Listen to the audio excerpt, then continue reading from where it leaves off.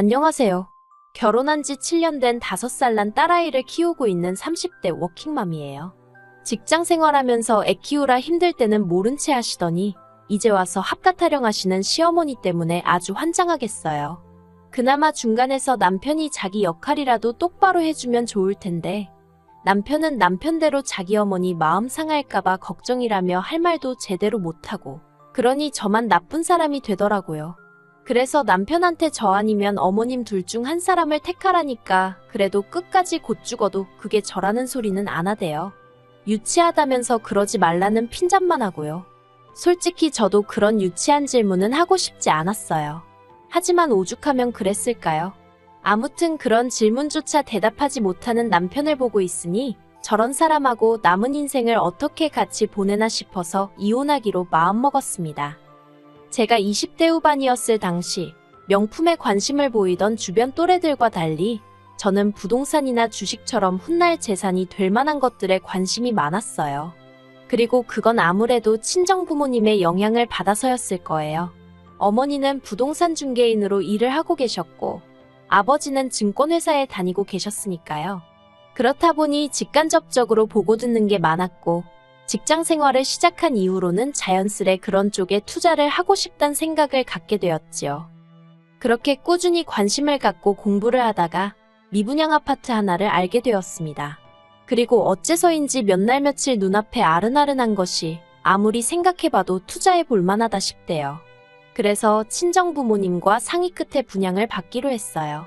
당시 제가 모아둔 돈이 1억 정도 있었는데 그 돈을 전부 다 탈탈 털어서 넣었습니다.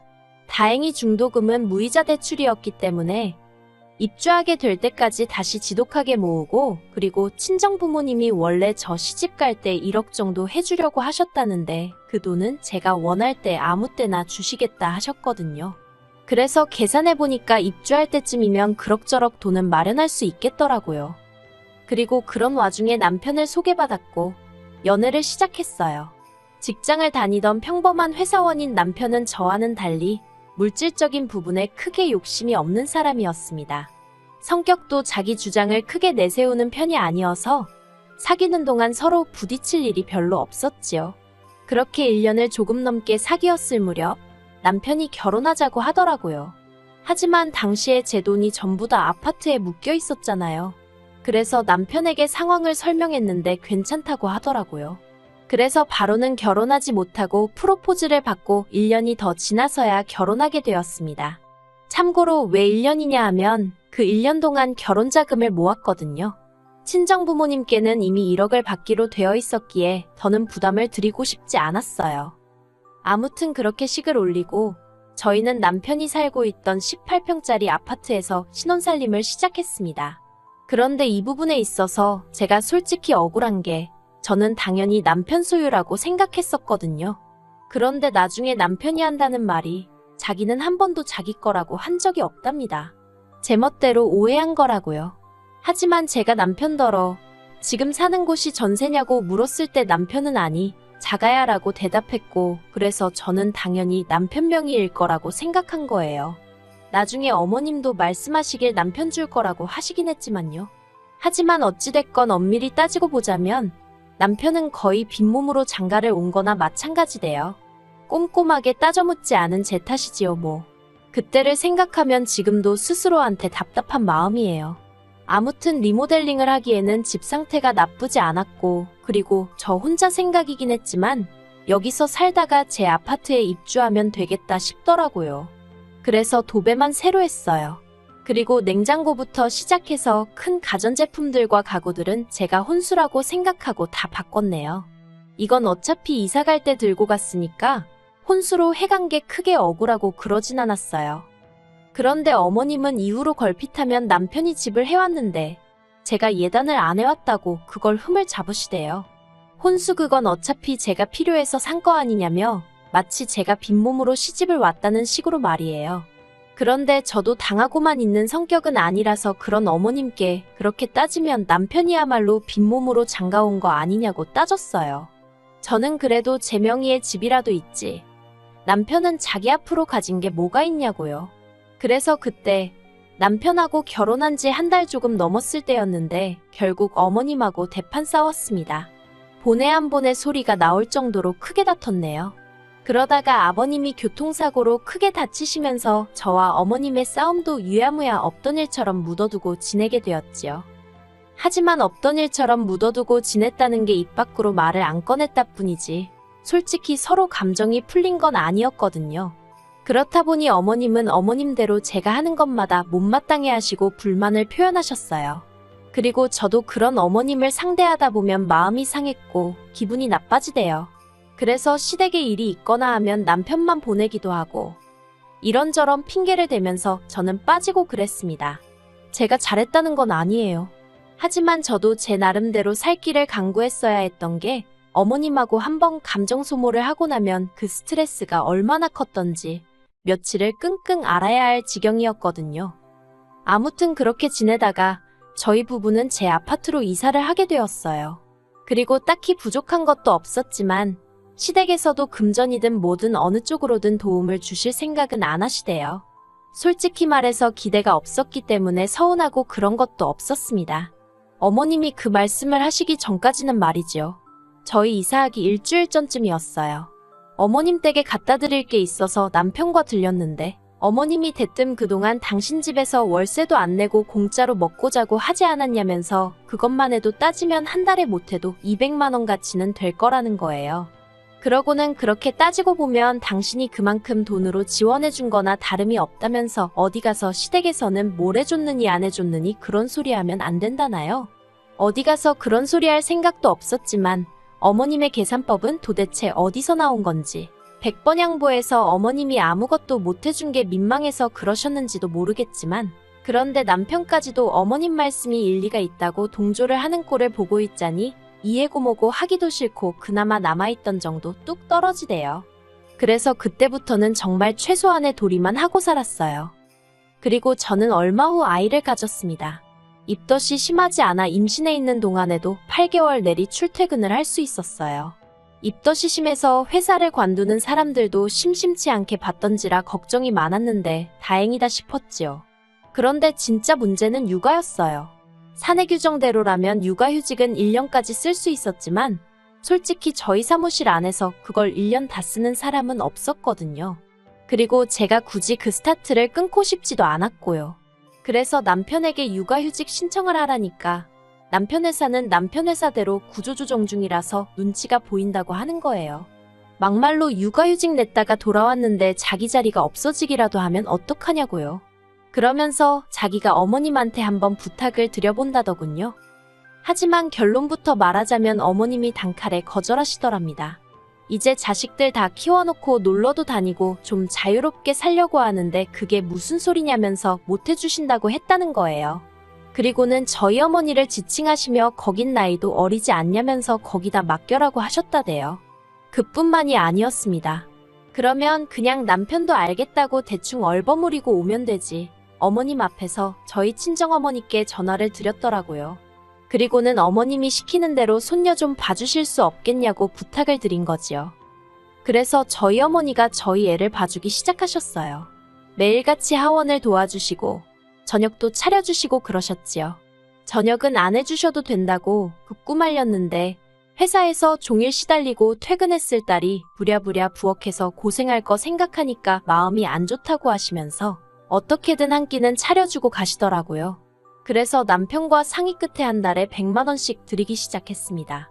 원래는 시터를 써도 200은 준다는 말에 200에 맞춰드리려고 했는데 그러기엔 형편이 빠듯하기도 했고 친정어머니도 부담스러워 싫다며 손사래를 치셨거든요.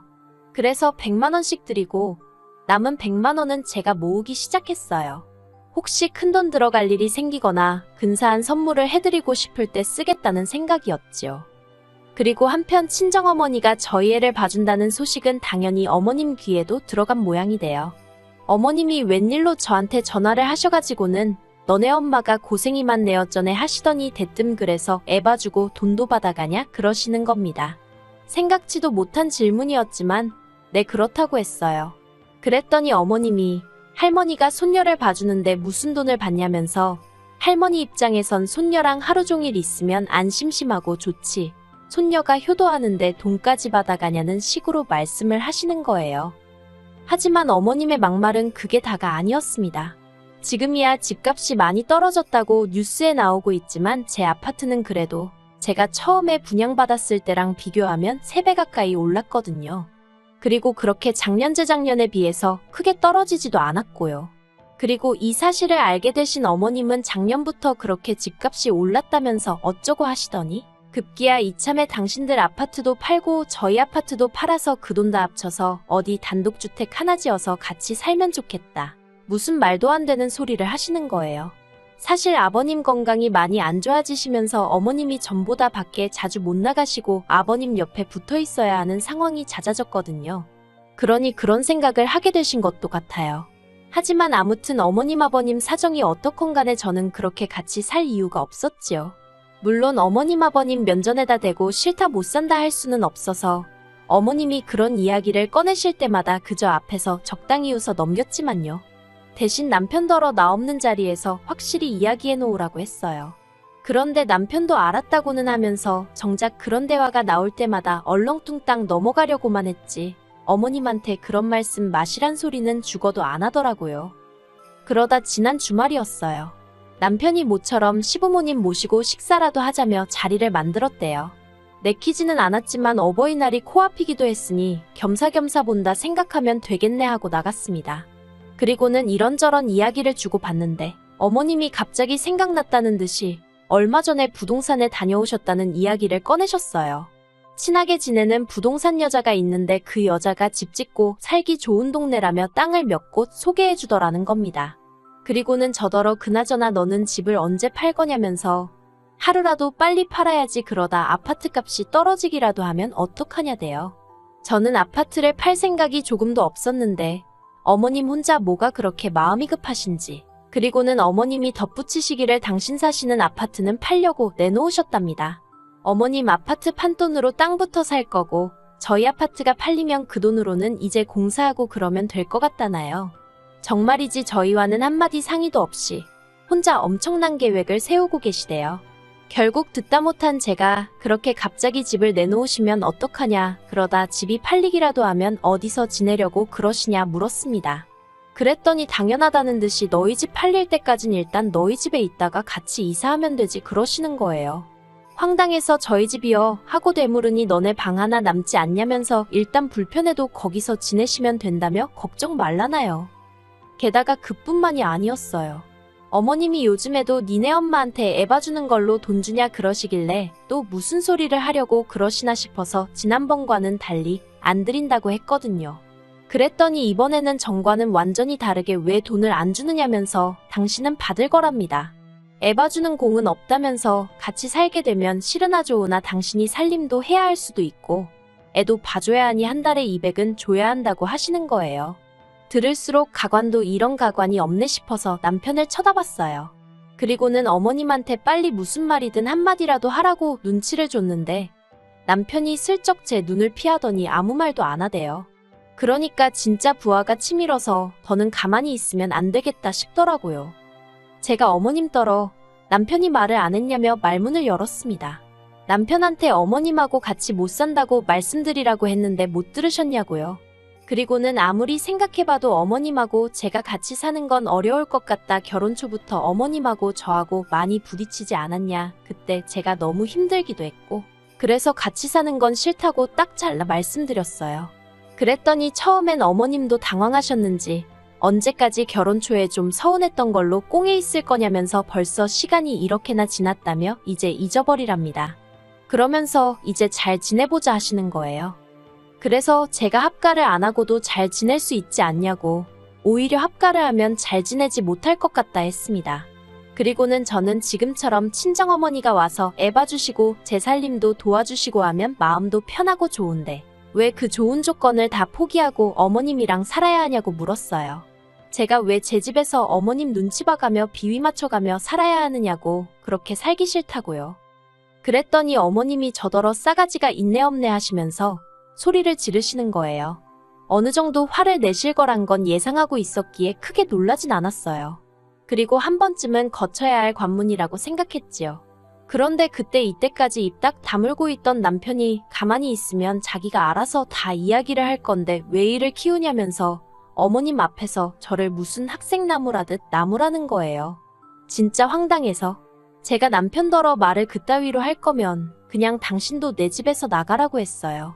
보태준 것도 없으면서 집값이 올랐으니 파내만해. 아주 떡줄 사람은 생각도 안 하는데 왜 다들 김칫국이냐고 소리를 질렀지요.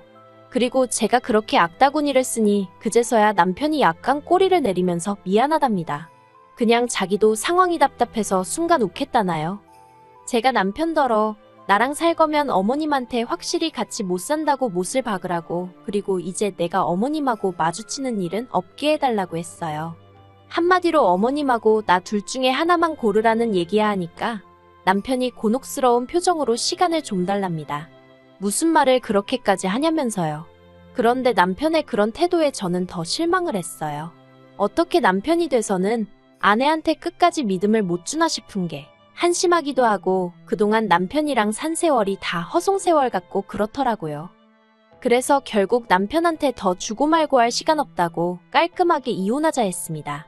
남편더러 협의 이혼할 건지 소송을 할 건지 그 정도는 선택할 수 있지 하고는 2주 줄 테니 결정해서 알려달라고 했어요. 그리고는 딸 데리고 일단 친정으로 왔네요. 그리고 이렇게 사연을 적으면서 과거를 곱씹어보니 생각할수록 이혼만이 답인 것 같습니다. 저랑 이혼하면 남편은 개털이나 마찬가지인데 솔직히 불쌍한 거 없어요. 어머님 계산대로면 제 집에서 남편도 자기 먹고 사는데 필요한 생활비만 벌어다 준 거니까 그다지 억울할 일도 아니겠지요. 그리고 남편과 싸움이 이렇게 커지고 나서야 어머님이 합가 이야기는 안 하겠다면서 그냥 앞으로 자주 얼굴이나 보고 살자 하셨는데요. 원래 하나 주면 2개 바라고 2개 생기면 3개 바라는 게 사람 욕심 아니겠어요? 어머님은 집 짓고 살면 나중에 그 집 다 저랑 남편 거 된다는 소리도 하셨지만 그 집 없어도 제 인생에 불편할 거 하나 없고요. 먹고 사는데 지장 없고요. 필요 없는 거 받자고 굳이 고생하고 살 이유가 없잖아요. 그냥 이제 빨리 남편하고 법적으로 깔끔하게 남남되어서 더는 스트레스 안 받고 살고 싶은 마음뿐이에요.